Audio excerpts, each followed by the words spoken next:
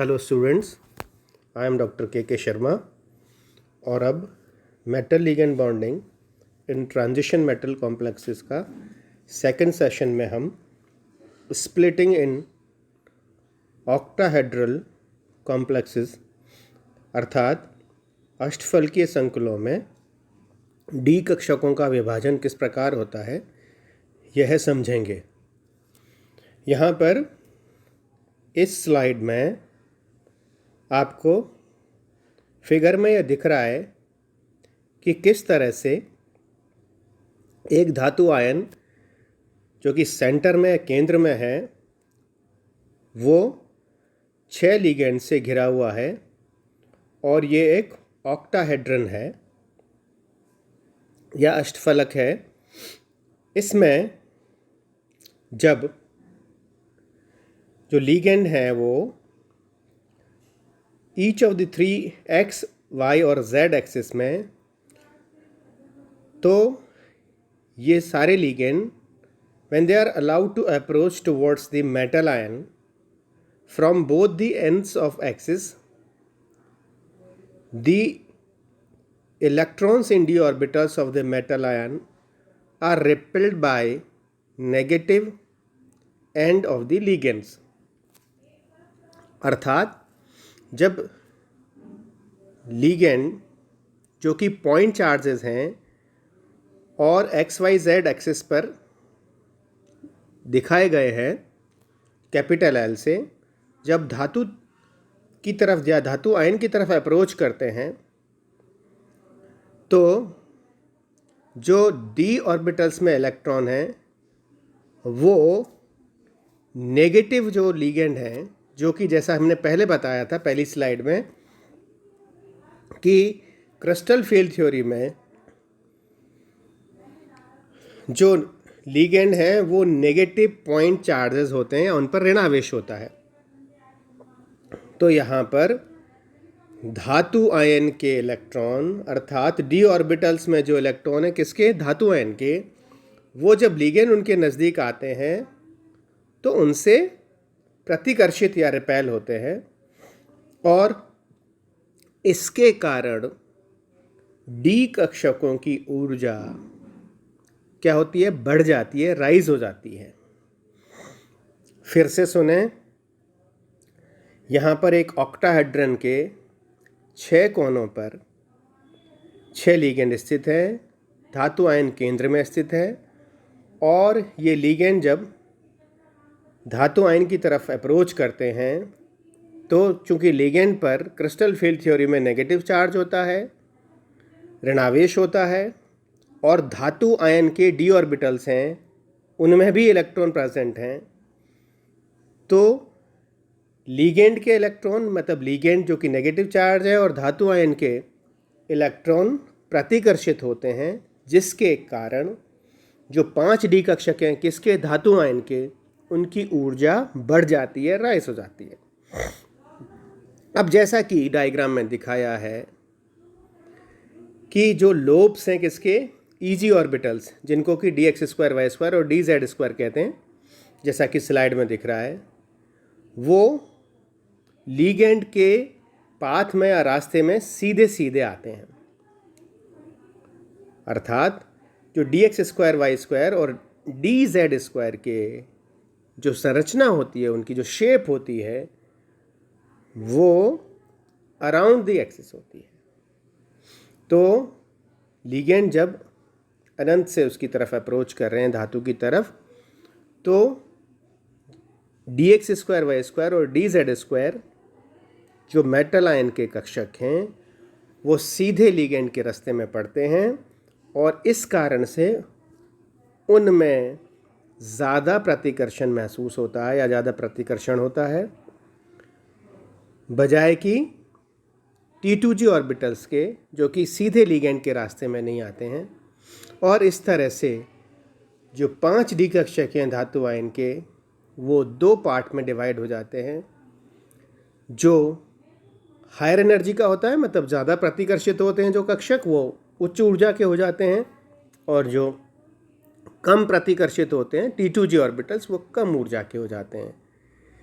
और the separation of 5d orbitals of the metal ion into two sets of the d orbital is called crystal field splitting। अर्थात लीगेंडों के धातु ion के नज़दीक आने पर जो डी कक्षकों में विपाटन होता है उसे क्रिस्टल क्षेत्र विपाटन कहते हैं। और इन दोनों के बीच में जो ऊर्जा का अंतर होता है, एनर्जी का डिफरेंस होता है या गैप होता है, उसको हम डेल्टा ज़ीरो, यहाँ पर ज़ीरो ऑक्टाहेड्रल कॉम्प्लेक्स के लिए और 10 DQ से इसे मेजर करते हैं, डिनोट करते हैं। और ये जो डेल्टा ज़ीरो है या 10 DQ है, ये क्रिस्टल क्षेत्र विपाटन ऊर्जा या क्रिस्टल फील्ड स्प्लिटिंग एनर्जी या शॉर्ट में से CFSE कहते हैं। तो कुल मिलाकर धातु आयन के कक्षकों का जब लिगेंड उसकी तरफ आए तो विभाजन हुआ। जो कक्षक लिगेंडों के सीधे रास्ते में आते हैं वो ज़्यादा प्रतिकर्षित होते हैं और सीधे रास्ते में EG ऑर्बिटल्स आते हैं, अर्थात dx²y² dz² आते हैं, उनका ज़्यादा प्रतिकर्षण हुआ, उनकी ऊर्जा बढ़ गई। और जो सीधे रास्ते में नहीं आते हैं, जो T2G ऑर्बिटल्स हैं, उनकी ऊर्जा कम हो गई क्योंकि वो कम प्रतिकर्षित होते हैं। और इसे ही हम क्रिस्टल फील्ड स्प्लिटिंग कहते हैं। और जो इसमें ऊर्जा इन्वॉल्व होती है उसे हम crystal field splitting energy CFSE या डेल्टा ज़ीरो या फिर 10 DQ से इसको डिनोट करते हैं। अब जो EG ऑर्बिटल्स की एनर्जी है वो 3/5 डेल्टा ज़ीरो से बढ़ जाती है और T2G ऑर्बिटल्स की जो एनर्जी है वो 2/5 डेल्टा ज़ीरो से कम हो जाती है। ये बिल्कुल स्पष्ट है कि इलेक्ट्रॉन हमेशा कम ऊर्जा वाले कक्षकों में जाने की प्रवृत्ति रखते हैं। पहले कम ऊर्जा वाले कक्षों में जाते हैं और फिर अधिक ऊर्जा वाले कक्षकों में इलेक्ट्रॉन भरे जाते हैं। यहाँ पर भी वही है कि जो T2G ऑर्बिटल्स हैं इनकी ऊर्जा कम है, पहले इलेक्ट्रॉन उसमें जाएंगे, उसके बाद में EG कक्षकों में जाएंगे। जब इलेक्ट्रॉन T2G कक्षकों में जाएंगे तो ऊर्जा का एमिशन होगा, उत्सर्जन होगा, और जब इलेक्ट्रॉन EG कक्षकों में जाएंगे तो ऊर्जा का अवशोषण होगा। And the total energy released is called crystal field stabilisation energy. अर्थात कुल मिलाकर जो ऊर्जा में परिवर्तन होगा उसको हम क्रिस्टल क्षेत्र स्थायीकरण ऊर्जा या ऊष्मा कहते हैं। तो अगर हमें T2G और EG कक्षकों में इलेक्ट्रॉन की संख्या पता है तो हम crystal field stabilisation energy calculate कर सकते हैं। यहाँ इस पूरे डिस्कशन में ये बता दें कि क्रिस्टल फील्ड स्प्लिटिंग एनर्जी और क्रिस्टल फील्ड स्टेबलाइजेशन एनर्जी दोनों शॉर्ट में CFSE हैं, लेकिन जब इलेक्ट्रॉन T2G और EG कक्षक में जाएंगे तो कुल मिलाकर ऊर्जा में कितना परिवर्तन होगा उसे क्रिस्टल फील्ड स्टेबलाइजेशन एनर्जी कहेंगे। और टोटल जो EG और T2G कक्षों की ऊर्जा में अंतर होगा उसे हम क्रिस्टल फील्ड स्प्लिटिंग एनर्जी कहेंगे। और इसकी मात्रा जैसा कि इसमें दिख रहा है, ऊपर वाले कक्षकों EG कक्षकों की 3/5 डेल्टा ज़ीरो है और नीचे वाले कक्षकों की 2/5 डेल्टा ज़ीरो है। देखिए इस डायग्राम में जो फिगर दिख रही है 2.2, इसमें बड़ी सरलता से इस बात को समझा जा सकता है।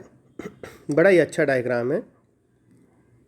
लेफ्ट में आपको जो 5 डी कक्षक दिख रहे हैं वो डीजेनरेट समभ्रंश कक्षक हैं, अर्थात उनकी ऊर्जा बिल्कुल समान है। ये लिगेंड और मेटल के इंटरैक्शन से पहले की स्थिति है, अर्थात धातु आयन के जो डी कक्षक हैं, इंटरैक्शन जब उससे उनके पास मेटल के पास लिगेंड आते हैं उनसे पहले धातु आयन के जो डी कक्षक हैं वो समभ्रंश कक्षक होते हैं, डीजेनरेट होते हैं, मतलब पांचों डी कक्षकों की ऊर्जा समान होती है।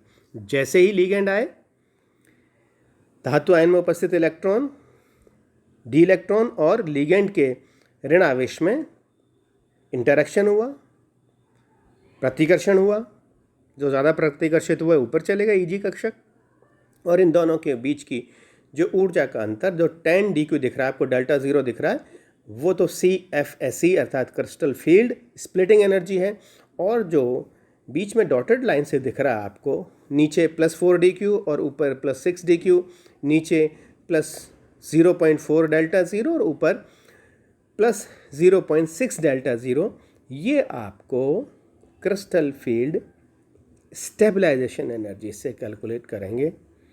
और यहाँ पर एक बात और बता दें कि जो पाई है वो है एनर्जी ऑफ पेयरिंग, अर्थात जब कक्षकों में इलेक्ट्रॉन पेयर होता है, युग्मन होता है, तो उसमें जो एनर्जी निकलती है उसको क्या कहते हैं, एनर्जी ऑफ पेयरिंग। तो the CFSE is sometimes represented in the form of dq और delta zero is equal to 10 dq। तो इस तरह से हमने फिगर 2.1 में एक ऑक्टाहेड्रन के मेटल आयन के चारों तरफ 6 लिगेंड किस तरह से सराउंडेड हैं और वो किस तरह से उनमें रिपल्शन होता है वो देखा। फिगर 2.2 में हमने क्लियरली ये देखा कि जो 5D कक्षक है उनका विभाजन किस प्रकार होता है और उसमें किस प्रकार से डेल्टा ज़ीरो का मान इन्वॉल्व होता है। अब हम टेबल 2.1 से ये जान लेते हैं कि किस प्रकार जो वीक फील्ड लिगेंड्स हैं और स्ट्रॉन्ग फील्ड लिगेंड्स हैं उसमें CFSE का मान निकाला जाएगा। तो लेफ्ट हैंड साइड में जो टेबल के वो वीक फील्ड लिगेंड मतलब दुर्बल क्षेत्र उत्पन्न करने वाले लिगेंडों के साथ जो संकुल बनते हैं, और यहाँ पर दिख रहा है D electron in metal ions, अर्थात धातु आयन में डी इलेक्ट्रॉनों की संख्या डेफिनेटली पहले T2G में जाएगा फिर EG में जाएगा।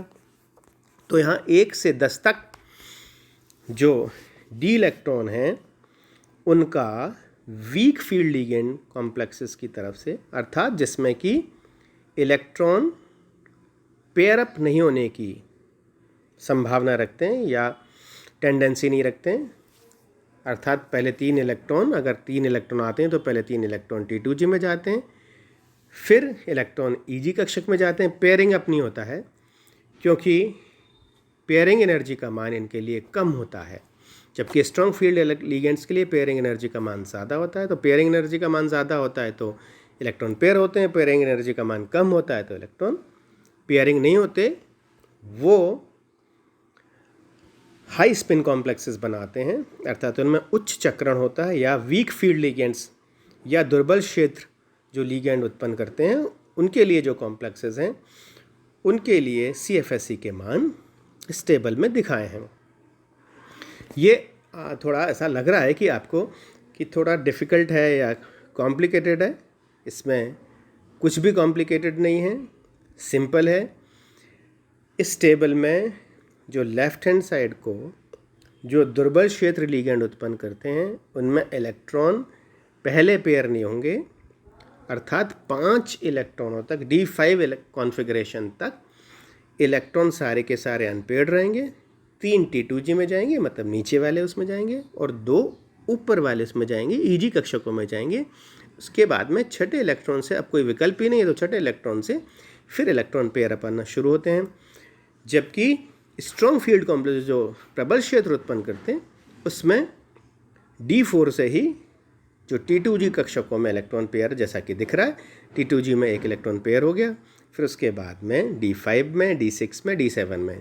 यहाँ जानना दिलचस्प है कि D3 तक स्ट्रॉन्ग और वीक फील्ड के लिए दोनों के लिए कॉन्फ़िगरेशन सेम रहता है, और उसके बाद में D8, D9 और D10 के लिए भी दोनों के लिए इलेक्ट्रॉनिक कॉन्फ़िगरेशन सेम रहता है। बस सिर्फ D4, D5, D6 और D7 जो इलेक्ट्रॉनिक विन्यास है अर्थात D कक्षक में जो इलेक्ट्रॉन उनके लिए ही ये अलग होता है। तो यहाँ पर लेफ्ट हैंड साइड में जो वीक फील्ड लिगेंड्स हैं जो क्षेत्र उत्पन्न हो रहा है, अगर एक इलेक्ट्रॉन है तो डेफिनेटली जो फिगर 2.2 में दिख रहा है, यहाँ पर जो ऊपर दिख रहा है ना, यहाँ पर +4 की जगह +0.4 की जगह -0.4 आ गया, क्योंकि जब इलेक्ट्रॉन इसमें जाएगा तो इसको स्थायित्व, तो इसीलिए देख लिए CFSE नीचे वाले जो टेबल में है वो -0.4। 2 इलेक्ट्रॉन है, इसको 2 से मल्टीप्लाई कर दीजिए, -0.8 आ जाएगा। 3 है तो इसको मल्टीप्लाई कर दीजिए 3 से, तो -1.2 डेल्टा ज़ीरो हो जाएगा। लेकिन चौथे में ध्यान रहे T2G के 3 इलेक्ट्रॉन हैं, उनकी कितनी आ जाएगी, -1.2 डेल्टा ज़ीरो। फिर ऊपर एक इलेक्ट्रॉन चला गया तो उसका कितना हो जाएगा, +0.6 डेल्टा ज़ीरो। दोनों को जोड़ेंगे तो -1.2 delta zero plus 0.6 delta zero, तो टोटल आ जाएगा -0.6 डेल्टा ज़ीरो। पाँचवें में डेफिनेटली नीचे -1.2 डेल्टा ज़ीरो, ऊपर भी +1.2 डेल्टा ज़ीरो। तो फिफ्थ जो है या डी इलेक्ट्रॉन अगर 5 हैं तो उसमें जो CFSE का मान हो जाएगा वो 0.0 हो जाएगा।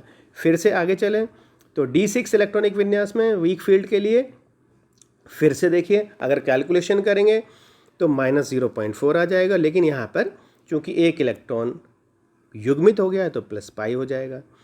D7 के लिए -0.8 डेल्टा ज़ीरो प्लस 2π, फिर इसके लिए 3π। तो कुल मिलाकर मतलब वो ऊपर जो दिख रहा है ना आपको 0.4 डेल्टा, बस पाई ऐड हो जाएगा, बाकी सब कुछ सेम ही रहेगा। तो ऊपर में आप -0.4 डेल्टा ज़ीरो से शुरू करके यहाँ पर फिर से वही 0 आ जाएगा, फिर से वही बढ़ना होगा, क्योंकि कुल मिलाकर जो CFSE का मान है वहाँ पर ये आ जाएगा, और फिर से D10 में 0.0 हो जाएगा। इसी तरह से स्ट्रॉन्ग फील्ड लीगेंड्स में जो कि आपको दिख रहा है यहाँ पर, इलेक्ट्रॉन पेयर अप हो गया तो वही पाई, 2π, 3π, 3π, और जब हम इसको प्लस माइनस करेंगे अर्थात नीचे वाले इलेक्ट्रॉन T2G में इलेक्ट्रॉन जाएगा तो -0.4 डेल्टा ज़ीरो कर दीजिए, और ऊपर EG में जाए एक भी इलेक्ट्रॉन तो इसको +0.6 डेल्टा ज़ीरो कर दीजिए। इस तरह से बड़ी सरलता से हम इस फिगर को और इस टेबल को इस स्लाइड में समझ सकते हैं।